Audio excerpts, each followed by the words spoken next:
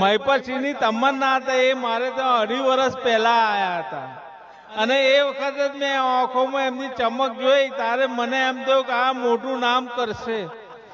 મિત્રો ताश के पत्तों से तूफान में ताश के पत्तों से घर नहीं बनता, तूफान में ताश के पत्तों के घर नहीं बनता। पत्ता એટલે 2-3 5 રમીએ છે ને આપણે આ 3 पत्ती नहीं। और मायूस होने से बिगड़ा मुकद्दर नहीं बनता, एक हार से कोई फकीर नहीं बनता। ये मैं મહિપતસિંહને એમના जीवन विषय में विचार्યું હતું। और एक जीत से कोई सिकंदर नहीं बनता। पर मारे एम कहूं छे आजना आ एरियाना आपણા जिल्लाना મહિપતસિંહ सिकंदर समान छे। एमना उम्दा उदाहरणों छे।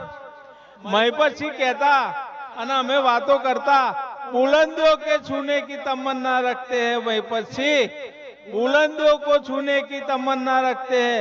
ऊंचे शौक है में इसके खराब आदतें नहीं, ऊंचे शौक है इसके खराब आदतें नहीं। वरना इन ख्वाबों की इतनी औकात कहाँ, वरना इन ख्वाबों की इतनी औकात कहाँ जो મહિપતસિંહ देखे और पूरी ना हो।